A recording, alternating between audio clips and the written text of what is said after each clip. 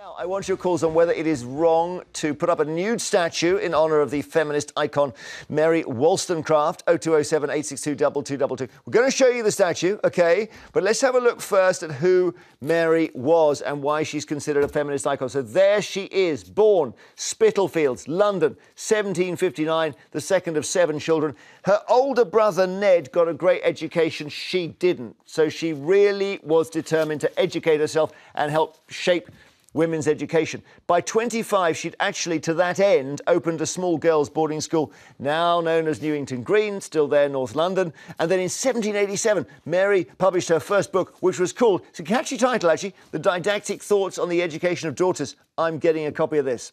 It encouraged mothers to teach their daughters skills so they could independently support themselves in life, all right? Then came an even more interesting book that she wrote called A Vindication of the Rights of Woman. And in this, she famously said, I'll give you the quote, taught from their infancy that beauty is woman's sceptre, the mind shapes itself to the body and roaming round its gilt cage only seeks to adorn its prison. So she was badly treated by men in her life. 2 of her partners cheated on her. That's a picture of one of them. And we think this might be the other one because he looks pretty shifty. And she died, sadly, 11 days after giving birth to her second daughter. But the amazing thing is, that was Mary Shelley. Did you know that? No, I didn't. Mary Shelley, who then wrote Frankenstein. What a life. So that's who she was. And you might understand why the community in North London wanted to honour her important work. It had taken 10 years of fundraising to get the £143,000 to complete the statue. Earlier this week, the campaign groups got what they'd been fighting for. They got the statue, but then it was unveiled. OK, let's have a look. There it is. So what you see is a nude, toned, people have even used the word pert woman, which many said was, and it's on a kind of blob of metal, which many say is an insult to the 18th century feminist philosopher. And campaigners have since covered up the statue with a T-shirt. Sherelle, can you see why they're cross? No, I think that it's a bit strange to see feminists so revolted by the female form. And there's almost a Victorian prudishness to today's feminists, which is a bit strange. And it's a bit of a contrast, I'd say, from perhaps the 1960s, feminist movement, which was all about celebrating female sexuality, celebrating the female body, having just claimed control over the body, of course, with the invention of the pill and so on. I think we're going backwards a bit. I think it's all too much. Let me bring in Dr. Julia Long, who is a feminist activist with a member of Object, and actually by the statue, the perfect place. Is that your T-shirt you put on it, Julia? I can hardly hear you. I can hardly hear you, Jeremy. Tell us where you are. Can you hear me? Yeah. Can you hear me? Okay. So I'm at Newington Green, where the statue is, and I don't know. Can you see we've clothed the statue with a T-shirt that says "Woman, Adult Human, Female." Can you see that? I see it. But Sherelle in our studio is just saying, actually, we shouldn't be ashamed. No one should be ashamed of the female form. No one should be ashamed of. Jeremy, I'm sorry, I can really hardly hear you. Well, let me just try that one more time. One of our other guests just said, why are people ashamed of the female form? It's actually nothing to do with, that's a ridiculous statement to make. No one's ashamed of the female form. But the thing is, I live in this area. I was really supportive of the campaign. I donated to it, as did a lot of us. We were so excited and, really, really looking forward to seeing, the tribute, the commemoration to Mary Wollstonecraft. And basically no one can believe it. We've been here all morning talking to people and everyone's saying this is a community park. We're very proud of the fact that Mary Wollstonecraft lived here. We're very proud of the fact that she was a passionate advocate of the education of young girls.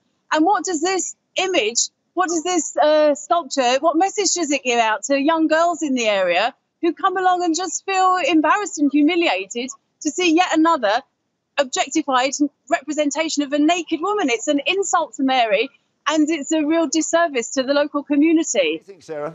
I can't understand what the statue is about. The theory is that you don't need to be big to be powerful, but what they've then done is to place a mini bit of a tiny naked woman on top of a great big blob, as you say. My personal feeling is, if you were a manist rather than the feminist, would you dream of putting a naked man on top of there? This woman, Mary Wollstonecraft, was a legend. She had everything to do with education, emancipation. She had nothing to do with nudism. I think it's tragic.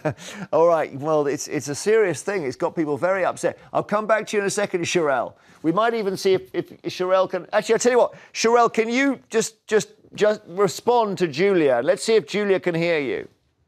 But what I really don't understand is why we have to see all of these things through the prism of our own politics, the prism of our own prejudices. From the artist's perspective, she has decided not to clothe this statue because she feels that as soon as you put clothes on a statue, it transplants that statue into a moment in time, and she decided that she wanted this statue of Mary to be timeless. And so why can't we try and see things from the artistic point of view rather than what our expectations are based on maybe where we're coming from our own political viewpoint? I think it's actually really sad, and I feel sorry for the artist who is bewildered, frankly, by the viciousness of the backlash. Julia, yeah.